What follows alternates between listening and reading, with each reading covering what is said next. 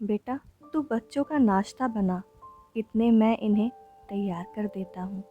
फिर तू वत्सल का लंच लगा दियो, मैं इन्हें बस तक छोड़ आऊँगा। नरेश जी अपनी बहू दिव्या से बोले। नहीं नहीं पापा जी, मैं कर लूँगी, आप बैठिए, मैं बस अभी आपकी चाय बनाती हूँ, दिव्या बोली।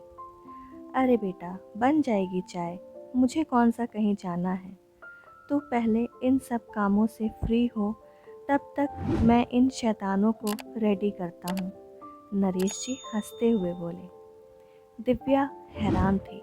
जो पापा जी माँ के रहने पर एक गिलास पानी खुद नहीं लेते थे, आज उनके जाने के 15 दिन बाद ही उसकी हर काम में मदद कर रहे हैं। असल में दिव्या के परिवार में दिव्या के पति, सास ससुर और 2 बच्चे, 6 साल का काव्य और 3 साल की आव्या थे।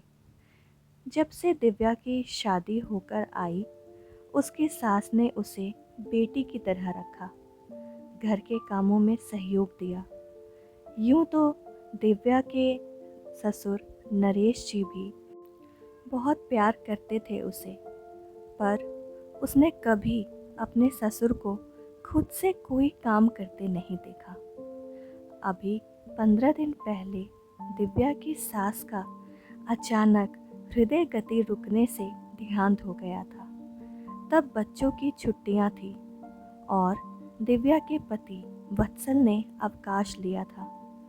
आज सभी वापस जा रहे थे, क्योंकि वत्सल का ऑफिस दूर था तो उसे जल्दी निकलना पड़ता था और नरेश जी रिटायर हो चुके थे तो घर में ही रहते थे। लाओ बेटा, बच्चों का दूध दो, नरेश जी बच्चों को तैयार करके बोले। बच्चों का दूध और टिफ़िन दे दिव्या वत्सल का खाना पैक करने लगी, साथ साथ उसका नाश्ता भी तैयार कर रही थी और एक गैस पर चाय चढ़ा दी उसने। लो वत्सल, तुम्हारा नाश्ता, पापा जी आपकी चाय। आप नाश्ता तो अभी देर से करोगे, दिव्या बोली। दे ही दो बेटा, तुम्हारा भी काम निपटे, वरना दोबारा रसोई चढ़ानी पड़ेगी, नरेश जी बोले। नरेश जी रोज़ दिव्या की ऐसे ही मदद करने लगे। दिव्या को कभी कभी बुरा भी लगता था और वो मना भी करती, पर वो प्यार से उसे कहते, कोई बात नहीं बेटा।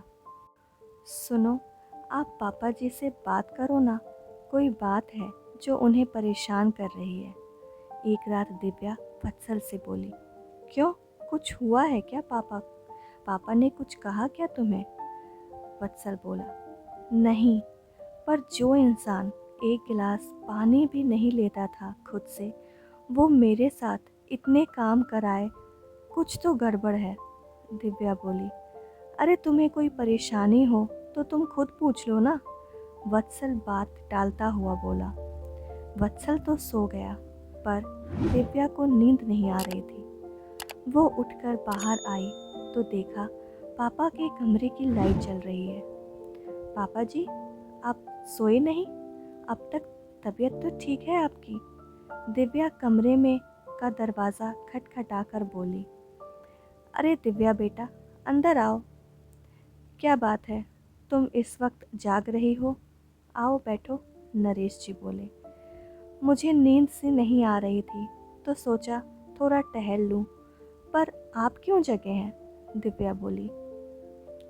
बस ऐसे ही बेटा, मुझे भी नींद नहीं आ रही थी, नरेश जी बोले। पापा, आपसे एक बात पूछनी थी, दिव्या हिचकते हुए बोली। हाँ बेटा, बोलो, संकोच क्यों कर रही हो? नरेश जी बोले। पापा जी, मुझसे कोई गलती हुई है क्या? आप मुझसे नाराज़ हैं या मेरी कोई बात आपको बुरी लगी है? दिव्या बोली। नहीं तो बेटा, पर क्यों पूछ रही हो तुम ऐसा? नरेश जी हैरानी से बोले। पापा जी, इतने दिन से देख रही हूँ आप मेरी हर काम में मदद करते हैं, जबकि मम्मी जी के सामने आप एक गिलास पानी भी नहीं लेकर पीते थे, दिव्या सिर नीचा करके बोली। नरेश जी हंसते हुए बोले। तो तुम्हें लगा मैं तुमसे नाराज़ हूँ?